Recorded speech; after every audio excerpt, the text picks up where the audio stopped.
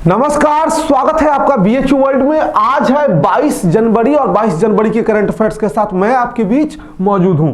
आज का हमारा पहला प्रश्न है, हाल ही में किस देश के नवनिर्वाचित राष्ट्रपति ने पेरिस जलवायु समझौते में लौटने का फैसला किया है? तो काफी चर्चा में है अमेरिका के नवनिर्वाचित राष्ट्रपति जो बाइडेन, जिन्होंने ट्रंप सरकार के फैसले को पलटते हुए पेरिस जलवायु समझौते में पुनः वापस आने का फैसला किया है। पेरिस जलवायु समझौता क्या है?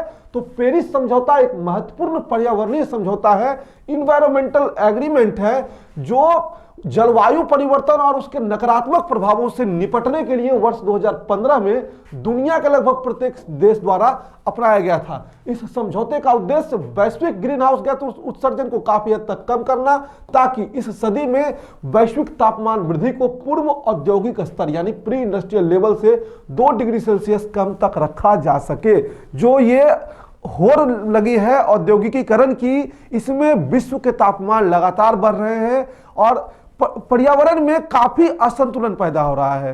तो इन सब से निपटने के लिए ये पेरिस जलवायु समझौता जो है किया गया है और लगभग विश्व के सभी देश इसमें शामिल हुए हैं। यूएन की वेबसाइट के अनुसार 196 पार्टीज, अब यूएन सभी को देश नहीं मानता है, पार्टीज और देश में अंतर होता है, इसलिए हमने गुट का प्रयोग किया है। तो यूएन के वेबसाइट के अनुसार 196 गुट जो है इस पे समझौता किए थे। बाद में अमेरिका, जब ट्रंप की सरकार आई थी तो वो इससे बाहर हो गए थे, अब पुनः जो बाइडेन उसमें शामिल हो चुके हैं। आज का दूसरा प्रश्न है, हाल ही में केंद्रीय मंत्रिमंडल में किस देश के साथ सोलर एनर्जी के क्षेत्र में सहयोग के लिए एमओयू को मंजूरी दे दी है? तो यह दे दिया गया है उज्बेकिस्तान के साथ। ऑप्शन नंबर 2 हमारा सही है। सौर ऊर्जा के क्षेत्र में सहयोग हेतु सहमति पत्र को मंजूरी दी गई, किसके साथ? उज्बेकिस्तान के साथ। इसके तहत राष्ट्रीय सौर ऊर्जा संस्थान भारत और उज्बेकिस्तान के अंतर्राष्ट्रीय सौर ऊर्जा संस्थान के बीच सौर प्रदर्शन पायलट परियोजना पर काम किया जाएगा। अब एक इंपॉर्टेंट प्रश्न यहां यह है कि भारत जो है सोलर एनर्जी के क्षेत्र में भारत ने 2020 में एक बड़ा मुकाम हासिल किया था। एशिया के सबसे बड़े पावर प्लांट जो कि रीवा मध्य प्रदेश में है, उसमें बिजली उत्पादन शुरू हो गया है। ये एशिया का सबसे बड़ा सोलर प्लांट है। अब यहां पे जब उज्बेकिस्तान की बात कर रहे हैं तो 2 चीज और देख लें। उज्बेकिस्तान की राजधानी जो है यह है ताशकंद। ये पहले यूएसएसआर के अधीन था। उज्बेकिस्तान जो था वह यूएसएसआर के अधीन था, बाद में इसको स्वतंत्रता मिली। और इसके प्रेसिडेंट ये कहाँ गए? ये छिप गए, ये निकलना नहीं चाह रहे। निकलो प्रेसिडेंट भाई। ये जो है ये आपके हैं शवकत मिर्जियोयेव। शवकत मिर्जियोयेव जो है, ये लिख लीजिएगा आप, शवकत SHAVKAT शवकत मिर्जियोयेव, ये है उज्बेकिस्तान के प्रेसिडेंट, छिप गए थे। चलिए तीसरा प्रश्न है, ग्लोबल फायर पावर इंडेक्स 2021 में भारत को कौन सा स्थान मिला है?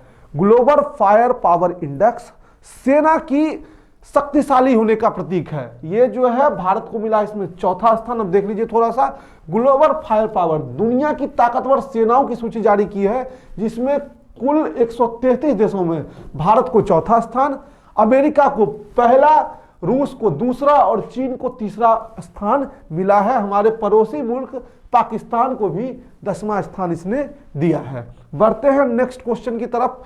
हाल ही में केंद्रीय मंत्रिमंडल ने किस राज्य या केंद्र शासित प्रदेश में रेटले पावर प्रोजेक्ट को मंजूरी दे दी है? रेटले पावर प्रोजेक्ट जो कि बिजली से संबंधित है, चिनाब नदी पे है, चिनाब से समझ गए होंगे, यह है आपका जम्मू कश्मीर में। तो यहां पे मंजूरी दे दी गई है ताकि जम्मू कश्मीर को जो है बिजली के क्षेत्र में आत्मनिर्भर बनाया जा सके।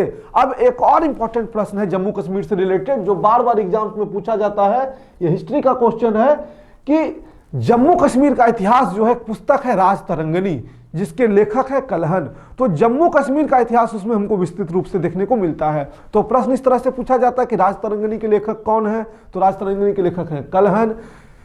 राजतरंगिणी में किसका इतिहास है? तो राजतरंगिणी जम्मू कश्मीर के इतिहास से संबंधित है। चलिए बढ़ते हैं नेक्स्ट क्वेश्चन की तरफ।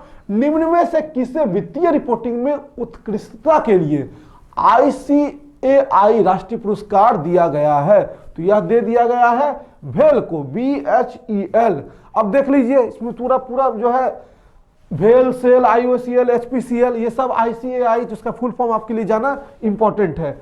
यह जो है आईसीए का फुल फॉर्म होता है institute of chartered accountants of India. भेल का फुल फॉर्म होता है भारत हैवी इलेक्ट्रिकल्स लिमिटेड, मैंने आपको पहले भी बताया था, और इसके सीईओ अभी में है नलिन सिंघल। सेल का फुल फॉर्म होता है स्टील अथॉरिटी ऑफ इंडिया और इसके सीईओ हैं सोमा मंडल। और आईओसीएल का फुल फॉर्म होता है इंडियन ऑयल कॉर्पोरेशन लिमिटेड जिसके चेयरपर्सन हैं श्रीकांत माधव वैद्य। और एचपीसीएल का फुल फॉर्म होता है हिंदुस्तान पेट्रोलियम कॉर्पोरेशन लिमिटेड जिसके चेयरपर्सन हैं मुकेश कुमार शूरन। तो इस पॉइंट्स को आप ध्यान रखिएगा। बढ़ते हैं छठे प्रश्न की तरफ। वह फुटबॉलर जिसने 760 गोल दागकर जोसेफ बिकॉन को पीछे छोड़ते हुए फुटबॉल इतिहास में सबसे ज्यादा गोल दाग दिए हैं, कौन है? ये है क्रिस्टियानो रोनाल्डो। कौन कौन फुटबॉल के प्रेमी हैं भाई, जरा कमेंट बॉक्स में बताइएगा। मेरा तो बचपन से जुड़ाव रहा है फुटबॉल से, क्योंकि मेरे नाना जी जो थे एक बड़े फुटबॉलर थे, ईस्टर्न रेलवे की तरफ से वो खेला करते थे। रामबालक चौधरी उनका नाम है, और बचपन से फुटबॉल के लिए प्रेरित करते थे, लेकिन कभी फुटबॉल हम सीख नहीं पाए। दिलिए क्रिस्टियानो रोनाल्डो के बारे में बता दें, लेकिन फुटबॉल देखते हैं। फुटबॉल इतिहास में सबसे ज्यादा गोल करने के मामले में क्रिस्टियानो रोनाल्डो ने 760 गोल दागते हुए 759 गोल दागने वाले जोसेफ बिकॉन को पीछे छोड़ दिया। ये क्लब और पुर्तगाल देश जो है, पुर्तगाल एक क्लब का गेम अलग होता है और देश इंटरनेशनल लेवल का गेम अलग होता है। तो इन दोनों को मिला के इनका गोल हो गया है 760, और इनका संबंध जो है वह है पुर्तगाल देश से। चलिए रोनाल्डो का 7वां नंबर प्रश्न है, हाल ही में कहां के गुच्छी मशरूम को जीआई टैग मिला है? तो यह मिला है जम्मू कश्मीर। चर्चा में जम्मू कश्मीर आजकल हमेशा रहता है, और जम्मू कश्मीर के लेफ्टिनेंट गवर्नर अभी हैं श्री मनोज सिन्हा, काफी चर्चित पर्सनालिटी है अभी वो। जीआई टैग का मतलब होता है ज्योग्राफिकल इंडिकेटर, भौगोलिक संकेतक।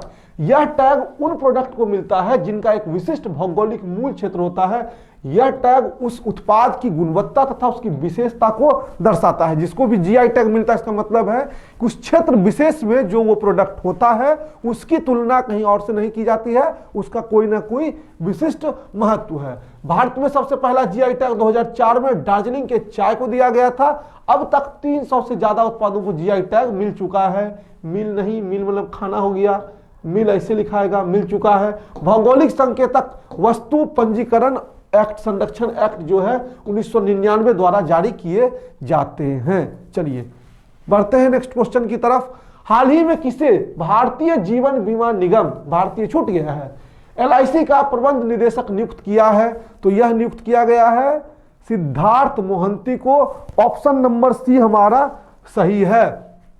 एलआईसी का फुल फॉर्म होता है life insurance corporation of India, Bharatiya Jeevan बीमा निगम। जीवन के साथ भी, जिंदगी के साथ भी और जिंदगी के बाद भी। सिद्धार्थ मोहंती भारतीय जीवन बीमा निगम के प्रबंधक निदेशक के रूप में सुशील कुमार का स्थान लेंगे। इसकी स्थापना जो 1 सितंबर 1956 को भारत सरकार के द्वारा की गई थी, और इसका मुख्यालय जो है एलआईसी का हुआ है मुंबई में। बढ़ते हैं नेक्स्ट क्वेश्चन की तरफ। हाल ही में नीति आयोग द्वारा जारी नवचार यानी इनोवेशन सूचकांक में किस राज्य ने प्रथम स्थान प्राप्त किया है? तो लगातार तीसरी बार कर्नाटका ने इसमें फर्स्ट रैंक हासिल किया है। नीति आयोग द्वारा जो है इनोवेशंस को लेके काम किया जा रहा है और उसके लिए रैंकिंग निकाली जाती है स्टेट वाइज। तो कर्नाटक को दे दिया गया है पहला स्थान, लगातार 3 सालों से अपना प्रथम स्थान बरकरार किए हुए है। शीर्ष 3 राज्य में पहले कर्नाटक, दूसरे पे महाराष्ट्र और तीसरे पे तमिलनाडु है। पहला भारतीय इनोवेशन इंडेक्स 2019 में जारी किया गया था। First innovation index was release in October 2019,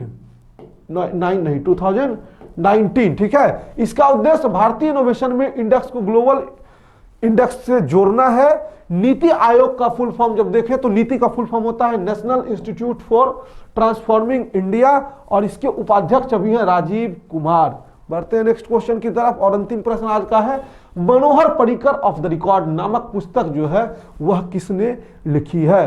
तो मनोहर पर्रिकर नामक पुस्तक जो है यह लिखी गई है, द रिकॉर्ड नामक पुस्तक लिखी गई है वामन सुभा प्रभु, और इसके उद्घाटन प्रमोद सामंत जो कि गोवा के मुख्यमंत्री हैं उनके द्वारा जो इस पुस्तक का विमोचन किया गया है। अब आपको जब गोवा की बात करें तो बता दें कि स्मॉलेस्ट स्टेट जो है भारत में एरिया वाइज वो है गोवा, जिसकी राजधानी है पणजी, और लार्जेस्ट स्टेट भारत में एरिया वाइज है राजस्थान, जिसकी राजधानी है जयपुर, और पॉपुलेशन के मामले में सबसे आगे है अपना उत्तर प्रदेश, जिसकी राजधानी है लखनऊ। तो ये था आज का करंट अफेयर्स। अब जाते जाते आपसे 3 प्रश्न जिसके उत्तर आपको कमेंट बॉक्स में फटाफट देने हैं। भूटान की राजधानी कहां है? पहला प्रश्न का उत्तर फटाफट बता दीजिए। दूसरा, देश का पहला पराक्रम दिवस कब मनाया जाएगा ये बताइए। और तीसरा प्रश्न है, नेताजी सुभाष चंद्र बोस ने फॉरवर्ड ब्लॉक की स्थापना कब की? इन तीनों प्रश्न के उत्तर फटाफट कमेंट बॉक्स में बताइए। और आपको बता दें कि हमने ये निर्णय लिया है कि 7 बजे से आप लोगों की लाइव क्लासेस चलेंगी, तो हो सकती है कल से 7 बजे आपकी लाइव क्लास करंट अफेयर्स की शुरू हो जाए। तो एकदम आप 7 बजे तैयार हो जाइएगा फ्रेश होके, और मोबाइल को एक ईयरफोन ले लीजिएगा, ईयरफोन लगा के मोबाइल साथ में रख के करंट अफेयर्स के एक नए दौर के लिए तैयार रहिए। मिलेंगे फिर से कल 7 बजे लाइव। बहुत बहुत धन्यवाद। चैनल को सब्सक्राइब करिए, बेल आइकन दबाइए।